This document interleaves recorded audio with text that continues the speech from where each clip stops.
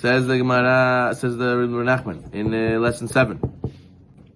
He says, Da di kan galut eno bishvin chison emunah. The main reason we're in galut is because of lack of emunah.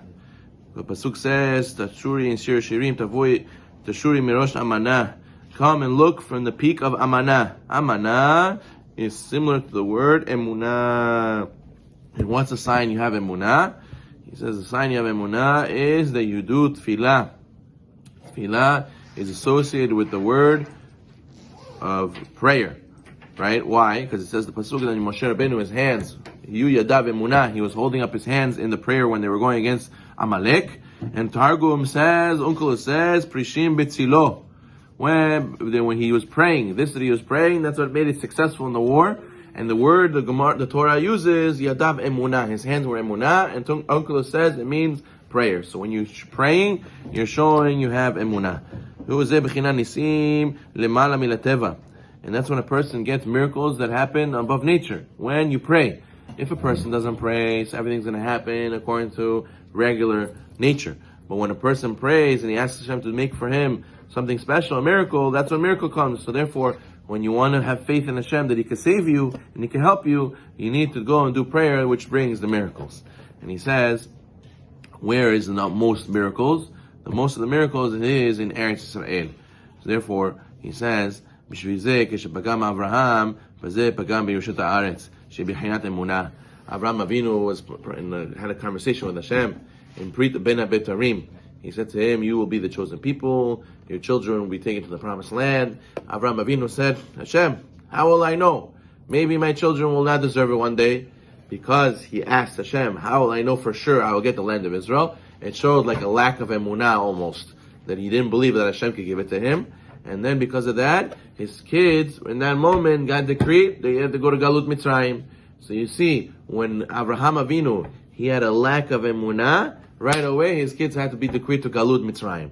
So you see, lack of emunah is connected to exile. When you have emunah, you get out of exile and you get into the land of Israel. So you see, they're connected. So therefore, we should know that all this time now, even when we're in Galut now, it's because we're lacking in emunah. And the second we get to the level of emunah they're supposed to, that shows by this keeping that we keep a Shabbat, then we're going to be able to be redeemed and we don't have to be in Galut anymore. And he says, Mitzrayim in Hipuch Nisim. In the place of Mitzrayim, exile represents the opposite of miracles. In Egypt, they didn't believe in HaKadosh Baruch Hu. They believed in everything in their own hands is the power, right? They used to all be black magicians. They all used to think money runs the world, power runs the world. Paro thought he was a god.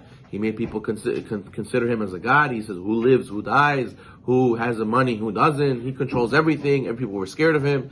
Because in Galut, you could get convinced by everybody that you don't need Hashem. All you need is to work, money, you have to know a guy who knows a guy, and that's it, you get whatever you want in the world. And therefore, you could choose who lives, who dies, based on who has money or who doesn't, or who has connections, who doesn't. And it's very easy to forget about Hashem. So therefore he says, that when you're in exile, it's very easy to be very into nature. But when you remember Israel and you remember prayer, that's where you're going to be connected to miracles. And then the Gemara says, in Masechet Sanhedrin, he quotes Gemara 67a, En Mashiach ben David ba, ash tichle pruta min hakis. The Gemara says that Mashiach will not come until the last penny is gone from the pocket. Some want to say this means that the simple explanation is inflation. Inflation is going to be so big that there's not going to be any more pocket money in the pocket. Everybody's going to reach a point where we don't know where it's going to be the salvation. No more money. When people have a lot of money, what's going to happen? People become big boss, oligarch. They can think that, I just pay, I get what I want. I don't need anybody, right? I don't need Hashem. I have everything for me, set up for me, good. But when people become poor, all of a sudden, Hashem, help me. Where am I going to eat from? Where am I going to get salvation from? So therefore, the Gemara says, when the Mashiach comes, there's going to be famine, there's going to be inflation, and nobody's going to have money. Some want to say, no, it means there's going to be no more physical money.